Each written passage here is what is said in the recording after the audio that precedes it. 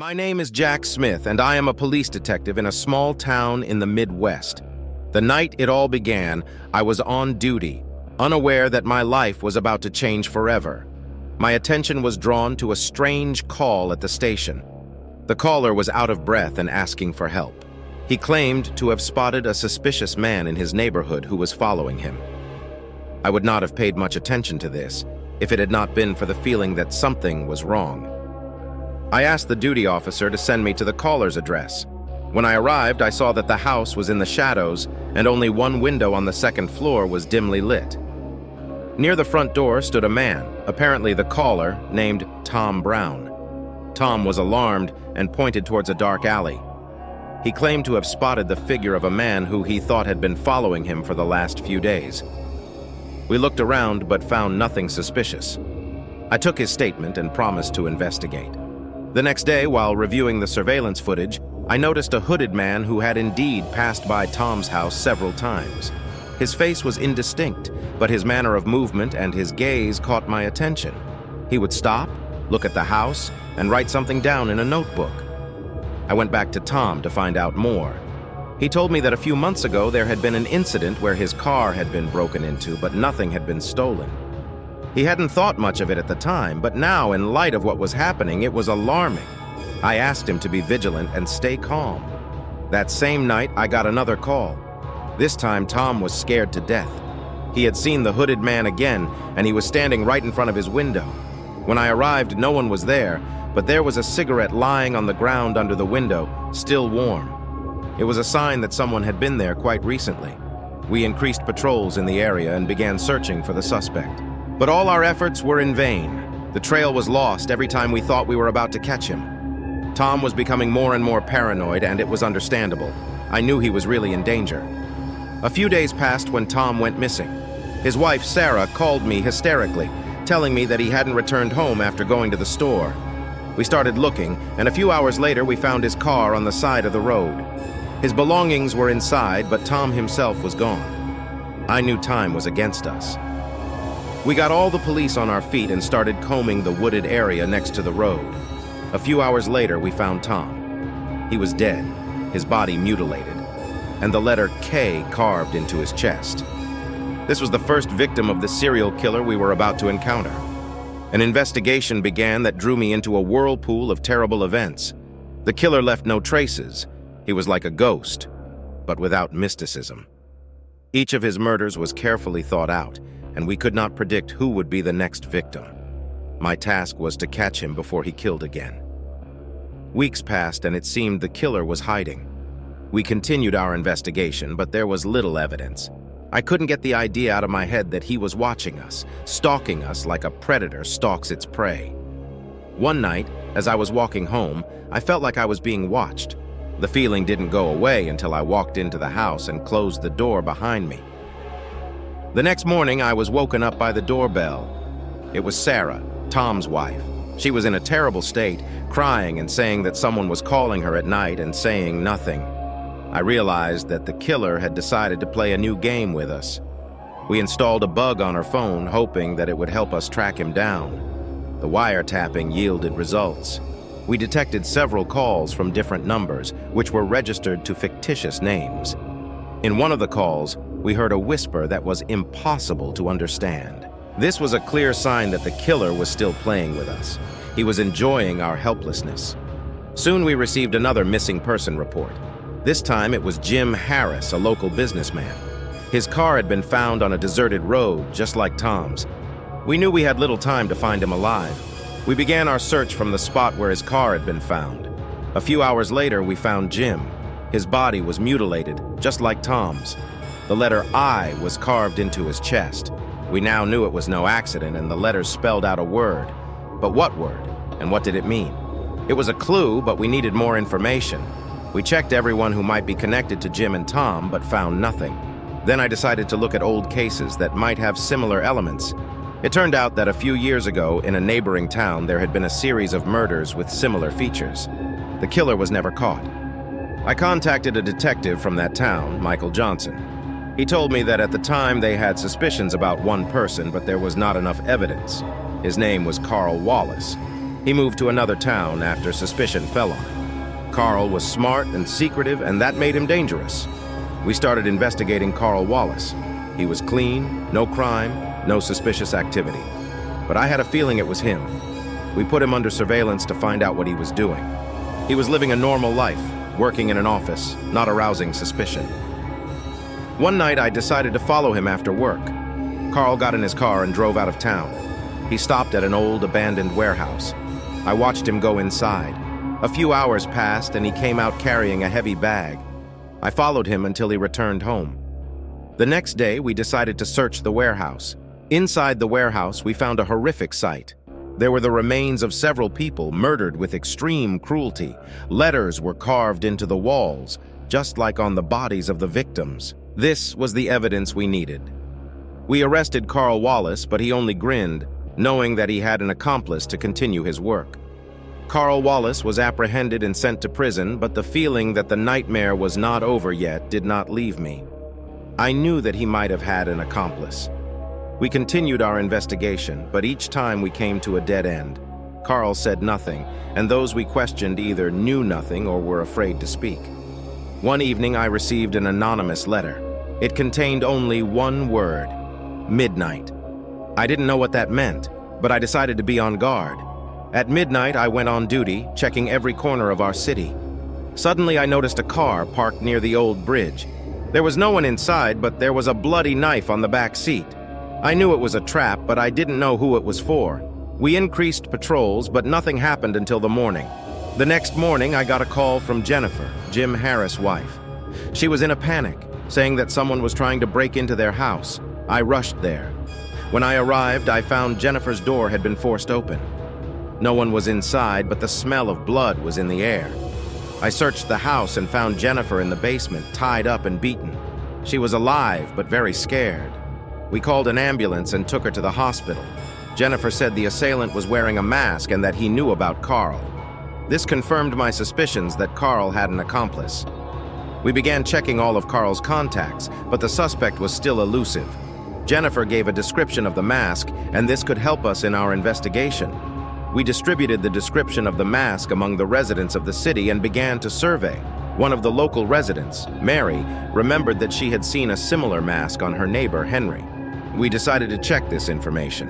Henry turned out to be withdrawn and not very talkative, but we had permission to search his house. We found an arsenal of guns and masks in Henry's house, but there was no evidence linking him to the murders. However, his behavior and the finds in his house were alarming. We decided to continue monitoring him. I couldn't shake the feeling that we were missing something. One night I got a call from my colleague, David. He said he had seen Henry near the old warehouse, the same one where we had found the bodies. I went there immediately. When I arrived, Henry was already leaving, but I managed to follow him to his house. It was strange that he was going back there again. The next day we decided to arrest Henry. When we searched his car, we found another mask and photos of all our victims. That was enough for an arrest. We questioned him, but Henry remained silent. He just looked at us with a cold smile. We realized that this was not the end. We tightened security around Jennifer and other potential victims.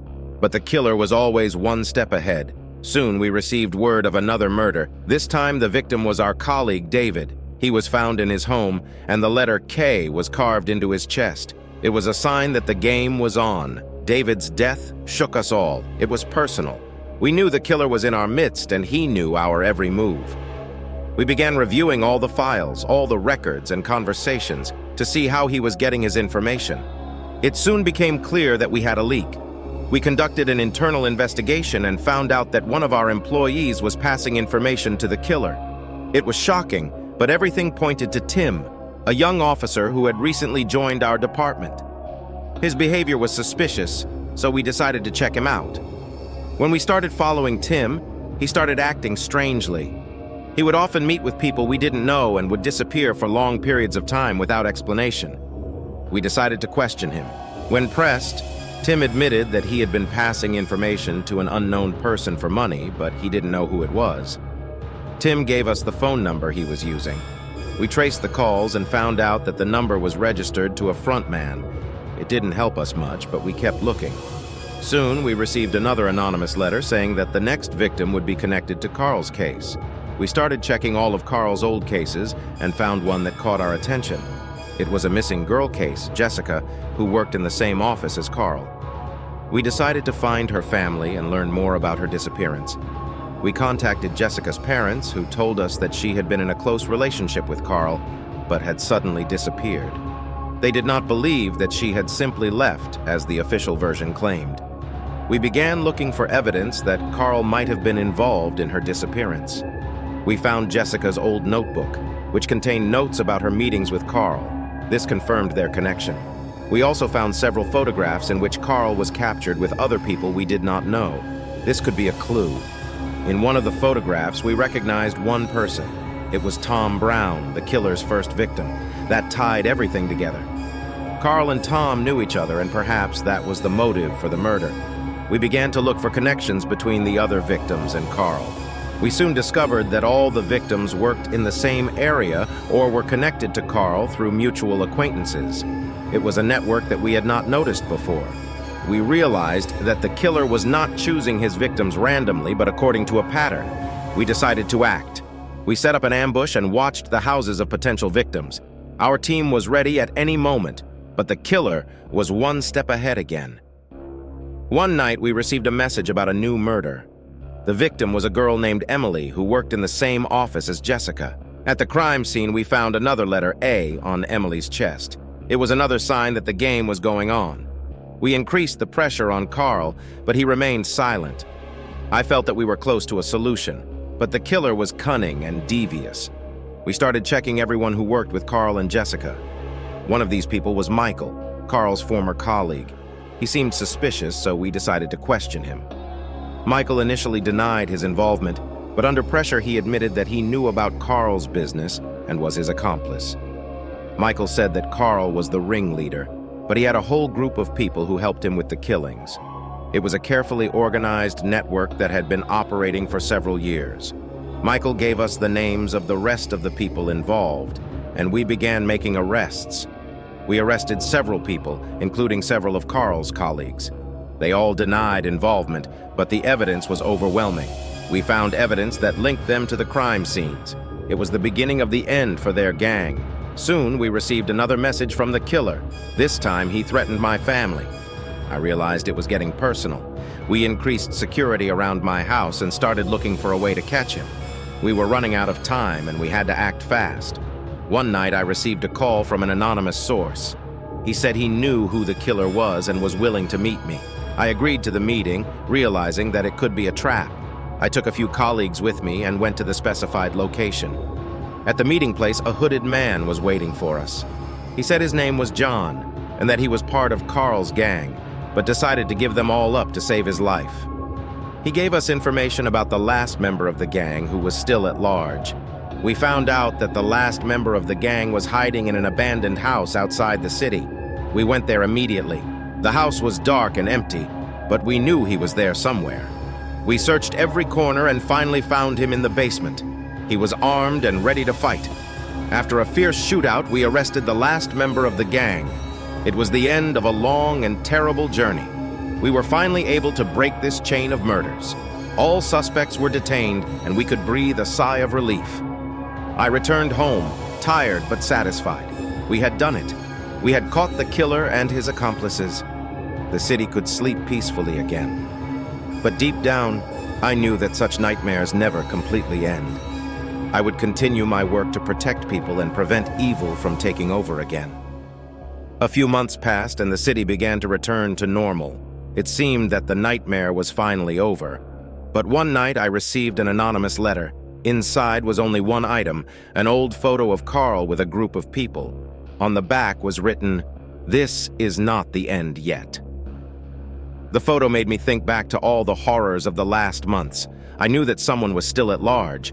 We decided to check everyone in the photo, but most of them were either dead or had disappeared without a trace. There was only one person left, Marcus, an old friend of Carl.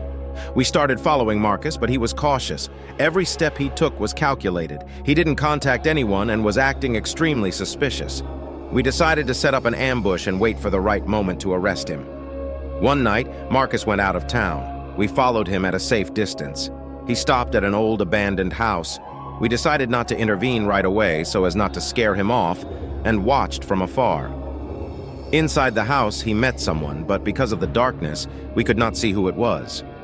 When Marcus left the house, we decided to go inside. It was dark and damp, but in one corner we found a makeshift office. The walls were covered with maps and photographs, including some of our previous victims. This was the killer's lair. We found several notes that outlined plans for further murders. These notes helped us understand that the killer did not act alone. He had an accomplice who continued Carl's work. We decided to continue watching Marcus, hoping that he would lead us to his accomplice. A few days later, Marcus went out of town again. We followed him, and this time he met a man we didn't know. We were able to take some photos and started checking his identity. It was Jacob, an old acquaintance of Marcus and Carl. We started following Jacob. He was even more cautious than Marcus. We checked all his contacts and found out that he was connected to several criminal groups, but we didn't have enough evidence to arrest him. One night, Jacob met another man. It was the same John who had previously given us Carl's entire gang. We realized that John was playing a double game. He was pretending to help us, but in reality, he continued to cooperate with the killers. We arrested John and began interrogating him. Under pressure, he admitted to working for Jacob and Marcus, but claimed he had never been involved in the killings. He gave us information about our next target, a local journalist who had been covering our cases. We increased security around the journalist, but the killer was always one step ahead. One night, the journalist disappeared. We found his car, but he was nowhere to be found. At the scene, we found only a bloody knife and a note with one letter, K. We realized that this was again the work of Marcus and Jacob. We began searching for the journalist, combing through all possible places where he could be held. Soon we received a tip that he had been seen in an old abandoned building on the outskirts of the city. We arrived at the scene and began searching. The building had been abandoned for many years, but inside we found evidence of recent human presence. We found a journalist, tied up and beaten, but alive. He said he had been held there for several days and that the killers were planning another murder. We immediately increased our patrols and started looking for new leads. The journalist gave us important information that the killers were planning to meet at an old warehouse. We prepared an operation and set up an ambush. When Marcus and Jacob arrived at the warehouse, we were ready. We surrounded them and arrested them without firing a shot.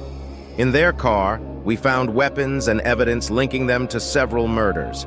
Finally, we were able to put an end to this bloody series.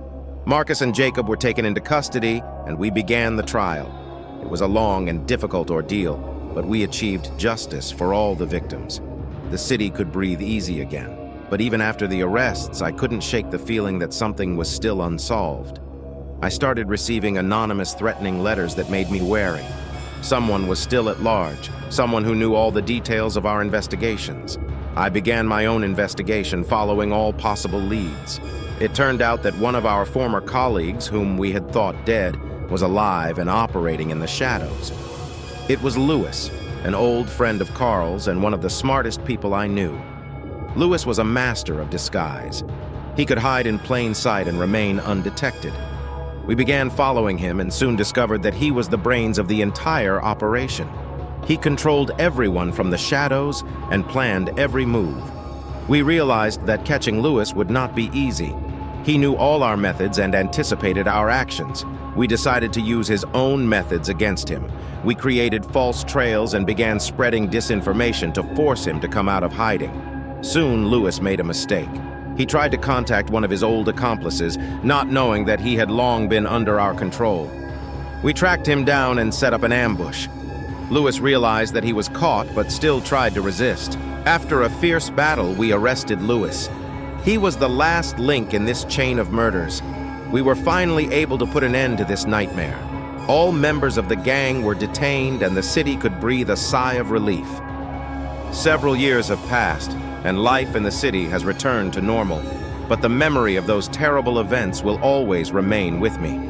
I will continue my work to prevent such tragedies from happening again. I will always be on guard, protecting my city and my people. Several months had passed since we had arrested Lewis. The city was slowly returning to normal, but I still felt that the threat had not completely disappeared. One morning, I received a call from the chief. He said he had received a threatening letter signed by a familiar alias, Ghost. We knew that the Ghost was someone close to Lewis. The letter spoke of a new round of violence and that the city would be under attack again if we did not release Lewis. It was a serious statement, and we began an investigation to find out who was behind it. We increased Lewis' security in prison, fearing an attempt to free him. At the same time, we began checking all of Lewis' connections to find a possible accomplice. One suspect was his old friend, Sam, who had recently been released from prison on parole. Sam was an IT professional and could organize such a complex operation. We started following him and soon found out that he was in contact with several suspicious people.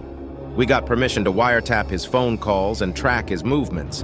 One day, we overheard a suspicious conversation. Sam was talking about some plan and a party that was going to take place in an old warehouse on the outskirts of town. We decided to set up an ambush and prevent a possible crime. When Sam arrived at the warehouse, we were ready. He met with several people and we waited for the right moment to arrest him. During the search of the warehouse, we found weapons and plans to attack the prison where Lewis was being held. This confirmed our suspicions. Sam and his accomplices were arrested. We interrogated them and found out that they were planning a large-scale attack to free Lewis and start a new wave of killings. It was a serious blow to their plans, but we knew it wouldn't end there. During interrogation, Sam revealed that Lewis had another accomplice, whom they called the Master. He was the brains of the operation and ran everything from the shadows.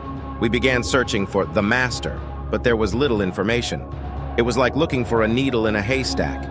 We checked all possible traces and contacts of Lewis, but we could not find anything concrete. One night I received an anonymous message on my phone. It said that the Master was living among us and that he knew our every move. It was threatening and alarming. We increased security measures and began checking all police and prison employees to eliminate the possibility of information leakage.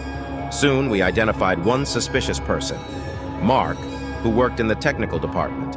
He had access to all our data. We started following Mark and soon found out that he was indeed passing information to an unknown person. We decided to search his house and found a lot of evidence confirming his connection to Lewis and the Master. This was a major breakthrough in the investigation. Mark was arrested and began to cooperate with us. He revealed that the Master was a former military strategist named Victor, who used his skills to organize criminal activities. Victor was very careful and always remained in the shadows. We started looking for Victor, checking all possible places of his stay. Soon we received a tip that he was hiding in an abandoned house outside the city. We decided to act immediately and organized an operation to capture him. When we arrived at the scene, Victor attempted to escape, but we managed to detain him. In his hideout, we found evidence linking him to the planning of all the previous crimes. Victor was arrested and taken to prison. Interrogating Victor was difficult. He was an experienced manipulator and tried to confuse us, but eventually he started talking. He told us about his plans and how he controlled the actions of Lewis and his gang. This was important evidence that helped us complete the investigation. Victor and all his accomplices were convicted and sentenced to long prison terms. The city could finally breathe a sigh of relief. But I knew my work was not yet done. There would always be those who wanted to repeat these horrors. Several years passed. The city became a calmer and safer place.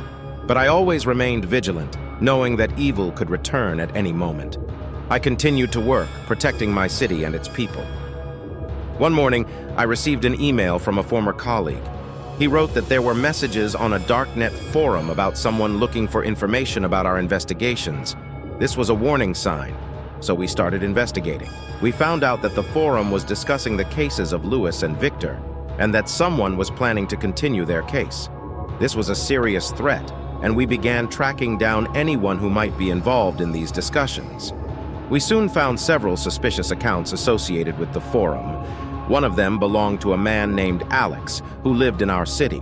We started following him and found out that he was really interested in our investigations. We searched Alex's house and found a lot of material on Lewis and Victor. There were photos, notes, and plans that he was going to implement. Alex was arrested and we began interrogating him. Alex turned out to be a fanatic who admired Lewis and Victor. He planned to continue their work and organize more murders. We were able to stop his plans, but it was a serious signal that the threat still exists. We tightened our security measures and began monitoring anyone who might be connected to Alex. It was difficult but necessary to prevent further crimes. I knew my job would never be completely over. One night I received a call from a colleague. He said he had received an anonymous threatening message. We started investigating and found out that it was a person who had previously been in contact with Alex. We started following him. We found out that this man, named Dan, was a close friend of Alex. He also shared his views and planned to continue the work of Lewis and Victor. We decided to arrest him before he could do anything.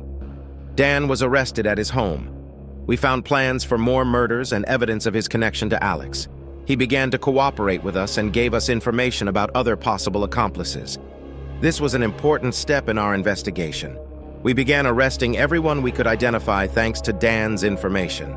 It was a difficult and dangerous case, but we were able to prevent further. Several months passed, and life in the city returned to normal, but I always remained vigilant, knowing that the threat could reappear. I continued my work protecting the city and its inhabitants. One day I received a letter from one of the prisoners. He wrote that they were preparing an escape plan in prison and that someone from outside was helping them. This was a serious threat, and we started checking all the prisoners' contacts. Part 103. We found out that one of the prison guards had been bribed and was going to help the prisoners escape. We immediately arrested him and prevented the escape. This was an important step in securing the city. Following this incident, we increased security measures in the prison and began checking all employees.